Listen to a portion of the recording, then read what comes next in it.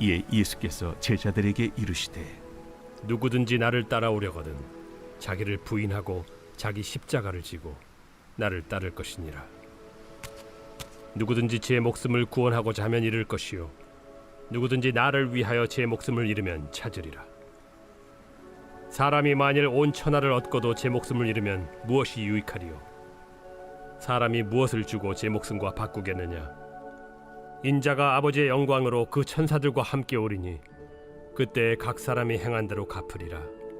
진실로 너희에게 이르노니 여기 서 있는 사람 중에 죽기 전에 인자가 그 왕권을 가지고 오는 것을 볼 자들도 있느니라.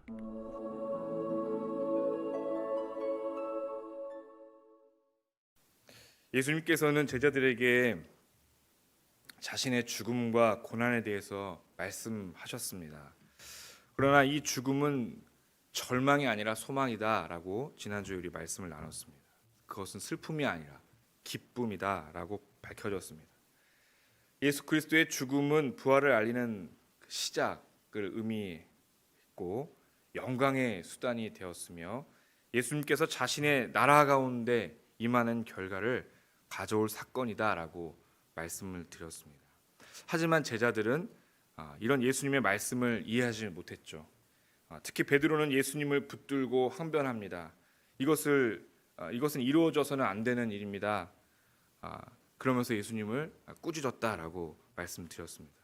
자신의 모든 계획들이 무산될 위기에 놓인 베드로, 그저 꽃길만 걸을 것만 같았던 베드로는 하나님의 일을 생각하지 못하고 사람의 일을 생각할 수밖에 없었습니다.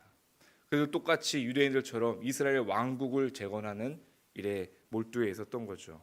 예수님이 이런 베드로를 꾸짖으며 사탄아 물러가라, 너는 나를 넘어지게 하는 자다라고 말씀하셨습니다. 베드로는 교회에 죄송합니다. 제가 그 목감기가 아직 안 나가지고 베드로는 교회의 기초가 되는 그런 반석이라고 분명히 예수님께서 말씀해 주셨는데 이제는 걸려지는 돌이 되어버리고 말았죠. 우리가 인간적인 사고 방식을 갖게 되었을 때, 이 메시아이신 예수님을 바라보지 못했을 때 하나님의 일을 볼 수가 없습니다. 오히려 하나님의 계획을 방해하는 걸림돌이 되고 만다라는 말씀을 드렸습니다. 오늘 말씀은 이 뒤에 이어지는 말씀이죠. 24절을 제가 읽겠습니다. 이 예수께서 제자들에게 이르시되 누구든지 나를 따라오려거든 자기를 부인하고 자기 십자가를 지고 나를 따를 것이니라. 오늘 예수님께서 말씀하시는 것은 이제 제자도에 대한 말씀을 하시는 거예요.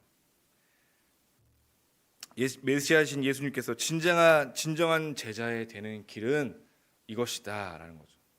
너희들이 그동안 꽃길만 걸을 것 같았던 너희들의 생각, 이스라엘 왕국을 재건해야 될 것 같은 너희들의 그 포부, 목표, 인간적으로 가졌던 그 모든 것들을 이제 내려놓을 때가 되었다. 진정한 제자는 무엇이냐? 너희들이 생각했던 사람의 일을 생각하는 것이 아니라 하나님의 일을 생각하는 것이고 그것은 자신을 부인하고 십자가를 지고 나를 따르는 것이다라는 것이죠. 그분의 십자가의 길을 가로막는 것이 아니라 그분과 함께 이 십자가의 길에 동참할 것을 예수님께서 말씀하시는 거예요. 예수님의 십자가의 길이라는 것은 이제 메시아 스스로 혼자서만 가는 길이 아니라 메시아를 따르는, 예수님을 따르는 제자들도 함께 가야 되는 길이다라는 말씀을 하고 있는 거예요. 즉 예수님을 따른다는 것은 사람의 사고방식을 내려놓는 것을 의미합니다. 우리가 그동안 갖고 있었던 모든 인간적인 사람이 갖고 있는 생각들을 다 내려놓고 자신의 목숨까지도 아까워하지 않는 그런 삶을 사는 것입니다. 예수님을 따른다는 것은 기존의 나의 삶을 완전히 바꿔버리는 새로운 삶을 의미하는 것입니다. 여기서 자기 부인이라는 것이 무엇일까요? 자기를 부인하고 라고 되어 있어요. 이것은 단순히 자존심을 꺾는 것이 아니죠. 나의 삶을 부정하는 것도 아닙니다. 또 이것은 나의 본능적인 욕구를 절제하는 것이 아니에요. 이것을 뛰어넘는 것입니다. 나의 생명도 아끼지 않는, 나의 모든 권리와 나의 모든 주권이 하나님께 있음을 말하는 거예요. 나의 삶이 아닙니다. 오직 주님의 삶입니다라고 하는 것이 자기를 부인하는 것이에요. 그러니 자기를 부인한다라는 것의 이 단어의 의미는 굉장히 부정적인 의미로 되어 있지만 사실 여기에 담겨져 있는 것은 엄청난 은혜가 숨겨져 있는 거죠. 우리의 삶이 나의 것이 아니라 하나님의 것이 된다라는 이 말씀이 얼마나 우리에게 큰 은혜로 다가오는지 모릅니다. 그러니 자기를 부인한다는 말은 내 자신이 내 삶을 포기하고 부정한다라는 것이 아니라 이것이 나에게 축복이구나라는 것을 우리에게 다가올 수 있어야 됩니다. 나의 삶은 나의 것이 아니라 오직 하나님의 것이다. 나의 삶을 인도하시는 분은 오직 하나님이시다라는 사실이 나에게 다가올 때 그래서 은혜가 될 수밖에 없는 것이죠. 그런데 여기서 나오는 말씀, 뒤에 나오는 말씀이 좀 무서운 얘기가 나옵니다. 자기 십자가를 지고 나를 따를 것이다. 잠시 우리가 이 앞선 상황에 대해서 제자들의 모습을 한번 떠올려 볼 필요가 있습니다. 제자들은 지금 한껏 들떠 있던 상태였죠. 조금만 우리가 앞으로 나가보면 예수님이 베드로에게 말씀하시잖아요. 너는 교회의 기초가 될 거야. 그러나 베드로뿐만 아니라 이 모든 말씀이 제자들에게도 같은 말씀이라고 제가 말씀드렸습니다. 이 모든 제자들이 12교회의 기초가 되는 놀라운 축복이 너희에게 있을 거야. 그렇군요, 예수님. 이제 예수님을 통하여 내가 이런 축복을 받게 되는군요. 이제 예수님과 함께 이스라엘 왕국을 내가 꿈꾸며 나는 예수님의 오른팔에, 나는 예수님 왼팔에 되어 이 나라를 다스릴 자가 될 것이라는 그 꽃길만 걸을 것 같은 그들 앞에 예수님은 말씀하시잖아요. 나는 죽음을 당할 거다라는 말씀하죠. 당황한 제자들이 베드로를 대표해서 무슨 말씀이십니까 했을 때 예수님이 사탄아 물러가라 했던 것을 우리는 기억할 수 있습니다. 제자들이 이 모든 예수님의 말씀에 얼어붙을 수밖에 없는 거죠. 그런데 그 뒤에 나오는 얘기가 무엇입니까? 너의 삶을 포기하고 너의 삶의 주권은 나에게 있다라고 말씀하시면서 십자가를 지고 나를 따르라 라고 했어요. 여기서 이 십자가는 무엇을 의미하냐면 그들에게 죽음을 의미하는 것이에요. 여기서의 십자가는 무엇이냐면 형벌적 십자가를 의미하는 거예요. 그들은 알고 있습니다. 십자가 형벌이 얼마나 무시무시하다는 것을 알고 있었습니다. 예수님이 그걸 얘기하는 거죠. 제자들은 이 공포에 떨 수밖에 없는 거죠. 십자가를 지라는 말인가? 십자가 형벌을 내가 당해야 된다는 것인가? 예수님이 죽는다고 말씀하신 것도 당황스러운데 이제 우리에게도 그 죽음을 말씀하시는 것이 제자들에게는 더욱 당혹스러울 수밖에 없겠죠. 그 마음을 잘 알고 계신 예수님께서 이렇게 말씀하십니다. 25절에 누구든지 제 목숨을 구원하고자 하면 잃을 것이요 누구든지 나를 위하여 제 목숨을 잃으면 찾으리라. 그 생명의 위태로움 속 내가 죽어야 된다라는 그런 공포 속에서 예수님 한 발 더 나가서 말씀하십니다. 그래 너희들이 죽는 것이 두렵구나. 그래 너희 그 목숨을 구원하고자 하면 너희는 다 잃을 것이고 누구든지 나를 위하여 그 목숨을 잃으면 찾으리라 라는 말씀을 하십니다. 여기서 이 목숨은 무엇입니까? 앞에서의 목숨은 우리의 육체적인 생명을 의미하는 거예요. 인간적인 삶, 사람이 갖고 있는 그 관점에서의 생명을 말하는 것이죠. 하나님을 떠나 자신의 욕망의 실현, 이스라엘 왕국을 재건하는 그 목표, 자신의 꿈꾸던 목표, 내가 이것을 해야 된다라는 어떤 것 다짐들, 이런 것들을 위해서 자신의 생명을 구하는 자는 하나님 나라의 영생을 누리지 못한다라는 거죠. 하나님 나라에 들어갈 수 있는 자격이 주어지지 않는다는 거예요. 두 번째, 누구든지 나를 위하여 목숨을 잃으면 찾으리라 했더니 이 목숨은 무엇을 의미하냐면 하나님 나라를 바라보는 생명을 의미하죠. 이것은 그리스도와 복음을 위해 자기의 생명조차 아끼지 않는 그런 것들을 의미하는 거예요.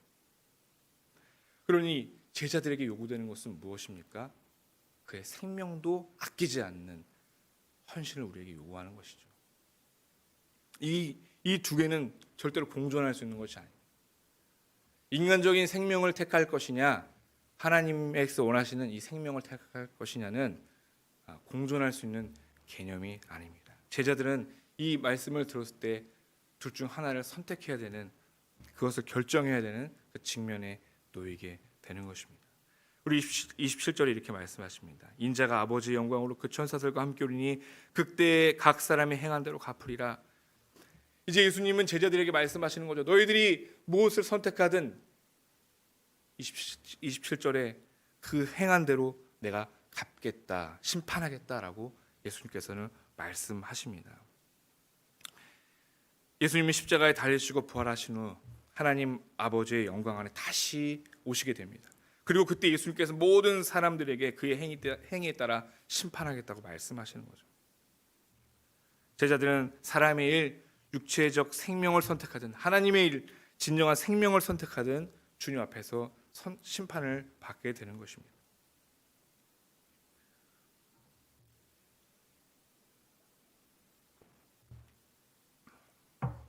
그런데 여기서 우리가 생각해 볼 것이 이 심판에 대한 것이죠. 예수님은 과연 우리에게 형벌을 주기 위함이 목표이실까? 예수님 우리에게 너희들 나를 선택하지 않고 육체적인 일을, 사람의 일을 선택한다면 너희는 반드시 나에게 형벌을 받게 될 거야 라는 것에 초점이 있는 것이 아닙니다. 여기서 중요한 것은 그 심판하시는 분이 누구인가라는 거예요. 심판하시는 분이 누구입니까? 바로 예수님입니다. 예수님이 우리의 모든 주권을 갖고 있다는 사실을 우리는 기억해야 되는 거예요. 예수님이 우리의 모든 삶의 주권을 갖고 계신 분이에요. 그러니 예수님께서 우리에게 말씀하시는 것은 무엇입니까? 나와 같은 길에 같이 가자라는 것이죠. 형벌이 목적이 아니라 내가 가는 그 길에 너희들이 함께 동참할 것을 요구하시는 거예요. 왜냐하면 그것이 바로 하나님께서 바라시는 영생으로 가는 길이기 때문입니다. 우리의 삶에 이것이 요구되어질 때 얼마나 우리에게 마음이 힘들지 생각이 듭니다. 오늘도 우리는 삶의 현장에서 우리 앞에 놓여져 있는 많은 갖가지의 문제들과 다투어야 되고요.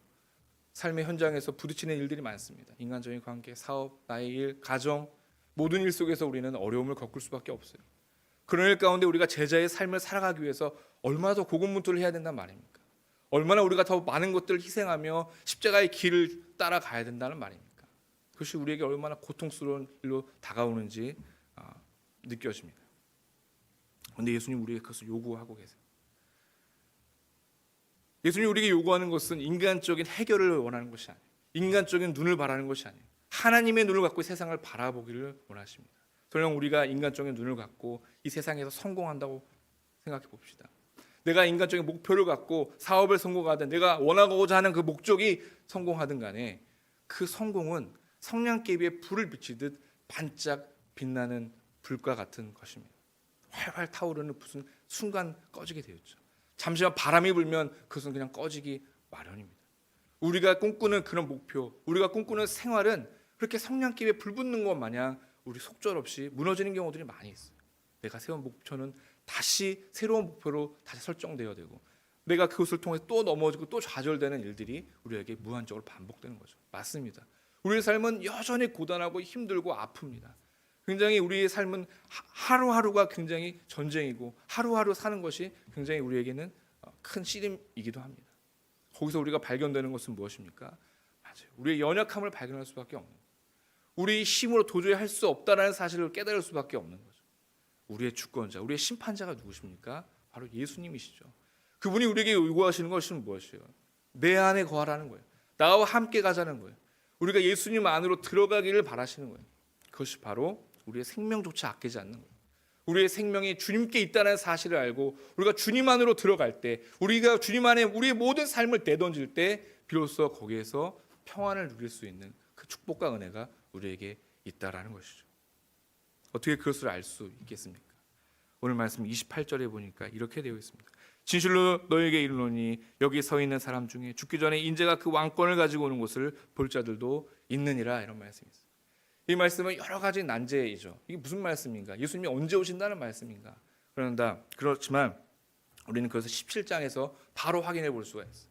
17장의 말씀은 무엇입니까? 변화산에서 예수님을 만나는 제자들의 이야기가 담겨져 있습니다.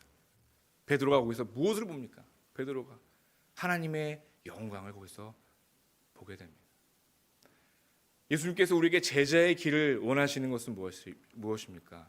우리와 함께 그 영광에 참여할 수 있는 은혜가 주어진다라는 거죠. 제자들은 그 영광에, 하나님의 영광에 참여할 은혜가 누려지는 거예요. 예수님께서 다스리시고 통치하시는 그 영생의 길에 하나님의 그 은혜, 풍성한 은혜를 누리는 그 삶에 동참하시길 바라는 거죠. 인간의 삶, 인간의 생각으로는 절대로 범접할 수 없는, 그저 잠깐 불빛만 커졌다가 꺼지는 그런 삶이 아니라 영원한 빛이시고 생명이신 그분의 영광에 동참할 수 있는 그 은혜가 우리에게 주어진다는 사실, 그것이 바로 제자에게 필요한 삶이고 그것이 우리에게 주어진 축복의 삶이다라는 거죠. 오늘도 이 말씀을 붙잡고 우리의 주권자 되신 그분께 내 자신의 권리를 넘겨드리고 그분의 기회, 나의 생명조차 아끼지 않는 축복되고 은혜되는 삶을 사시기를 주님의 이름으로 간절히 축원드립니다. 기도하겠습니다. 하나님 감사합니다. 오늘도 이 말씀을 붙잡습니다. 우리의 삶은 여전히 고단하고 피곤하고 어려움과 고통이 찾아오지만 그 가운데 우리의 주인 되시는 우리가 예수 그리스도를 붙잡고 그 영광에 동참하며 영생을 누리길 원합니다. 오늘도 오늘 나온 성도님들의 모든 삶 가운데 축복과 은혜와 그 은혜의 풍성함을 누리기를 간절히 바라고 기도를 드립니다. 예수님의 이름으로 기도했습니다. 아멘.